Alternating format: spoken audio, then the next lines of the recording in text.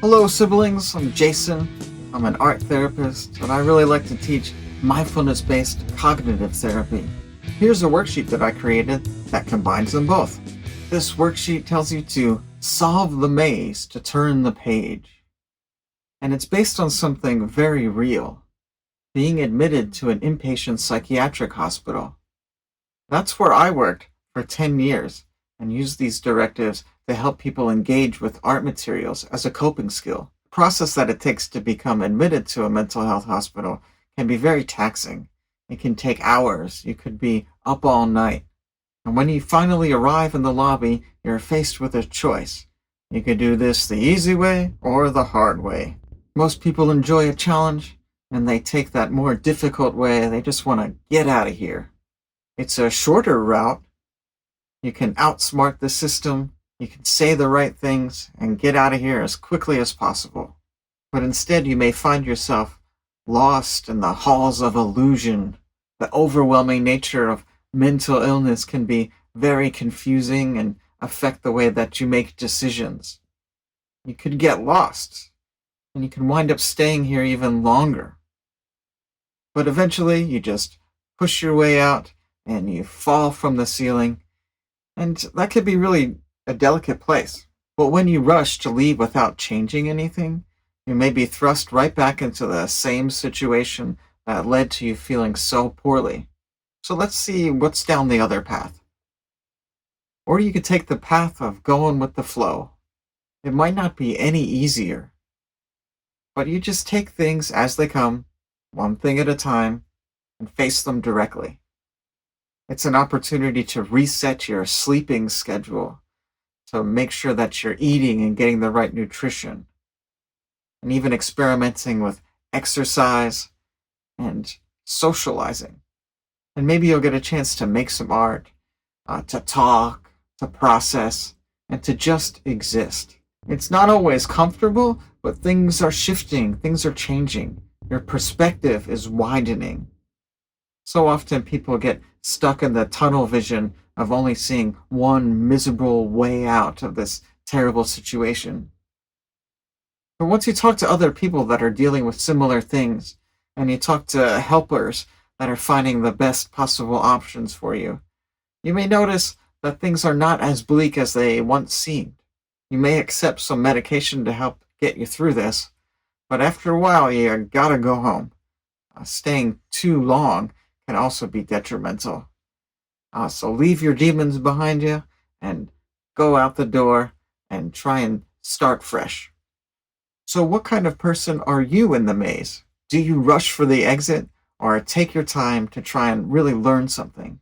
And more importantly, where in your life are you facing that important choice?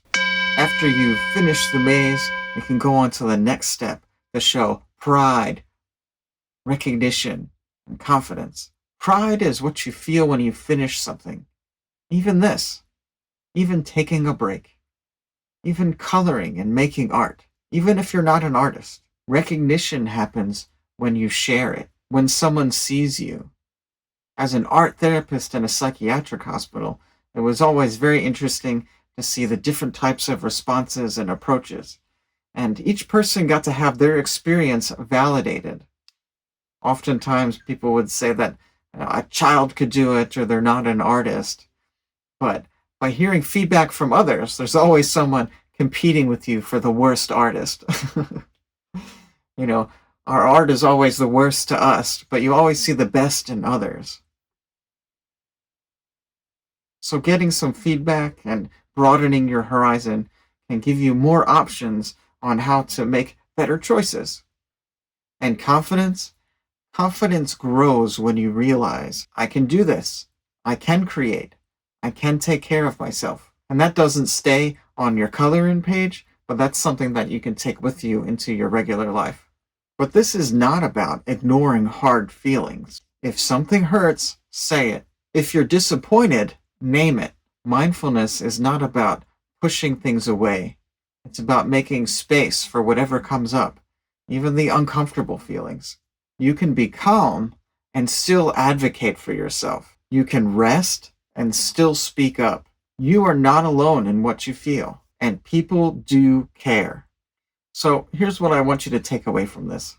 Challenges can come from very unexpected places, but you can prepare yourself.